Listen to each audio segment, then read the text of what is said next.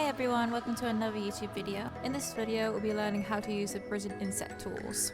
For this project, we'll be trying to recreate French doors. As always, we start off with a little box. Starting off, we use the connect tool, which is under the edge tool, connecting the top and the bottom, and connecting side to side. First off, we highlight all the tiles at both sides, then press the inset tool to create the outer border that is represented in the window. Then, to create the upper window that opens, I highlight the top two tiles on both sides and click inset. Then I proceed to repeat that process on the rest of the tiles. Then, highlighting every other tile, we do this otherwise it messes it up completely. Highlighting both sides, we press inset once again and then press bridge. That therefore creates a hole inside the object. Without using the inset tool, wouldn't create a barrier around the hole, so that otherwise it would look really weird. This is why we use the inset and bridge tools. Then proceeding to repeat the same process.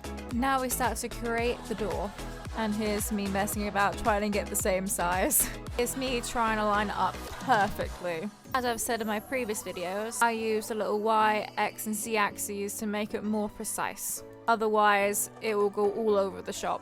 Here's me perfecting the size as well.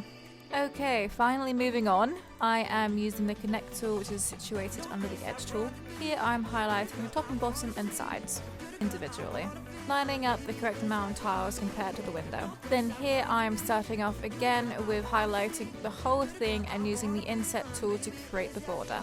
Then here we are highlighting every other tile on both sides to then use the inset and bridge tool to create the holes.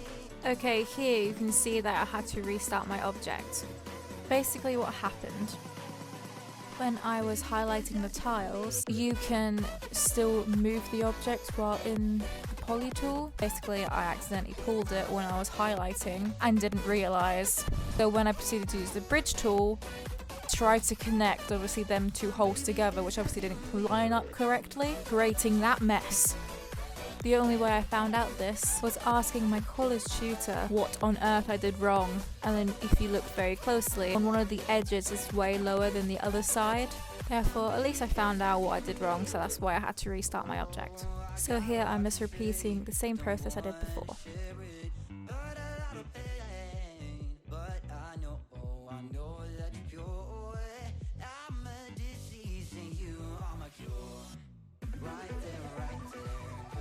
Yeah, I did it correctly after about 4 different attempts. Okay, here I'm just lining it up to my window. Then all I have to do now is clone both objects for the other side to then create the full French doors. That was the assignment that was assigned to us, but for extra work I decided to try and create the handles, which, let's just say, took me quite a while. You will see me struggling realizing which tools to use first. So first off, I'm trying to create a small flattish box. Cue 20 seconds of me trying to get this box smaller.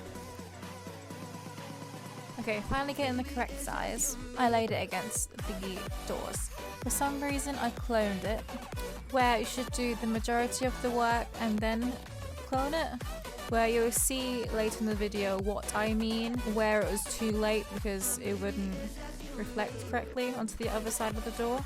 First off, I mess around with the chamfer tool to give the curved effect for the handle, where in fact you should not do this first. Here it is clearly demonstrated that chamfer should be one of the last tools you need to use. Otherwise, with all of the polys and the edges, it will mess up virtually completely, so you need to do all of that first.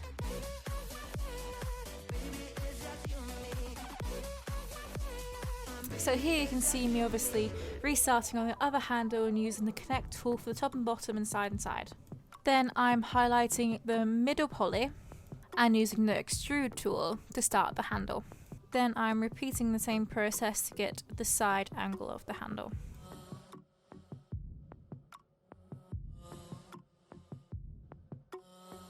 As I have finished all the accessories, here you can start using the chamfer tool to then curve out all the edges. Here, as you can see, I tried to use it on the edge of the handle, but at this point of my learning, I didn't know that you could edit the amount it curves, which is very obvious, but I don't know why I didn't understand this. so I more or less gave up. And regarding my example from earlier, the example of cloning it way too later in the process, I'm not sure if there is a way to flip this. If there was a way, I don't know about it, but I'm pretty sure you can't to make it flip the right way. So here you can see I realized this. So I then undid the process and then deleted it for some reason. I would have thought now it'd look better at least with two handles that point in the wrong direction instead of having just one handle. But anyway, here's the final render of my product. I think, considering that I restarted 4 times, it went really well. 4th time's the charm, am I right? So overall, I think this went tremendously. I would give this a solid 8 out of 10, considering this is my first time using this impossible gradient inset, which I got eventually. Would certainly love to have this in my home. Anyway, thank you so much again for watching. The next few videos that I'll upload will be the final products for my Unit 6 and 7, which I'm very excited for. Once again, thank you so much for watching. I'll see you guys in my next video. Bye!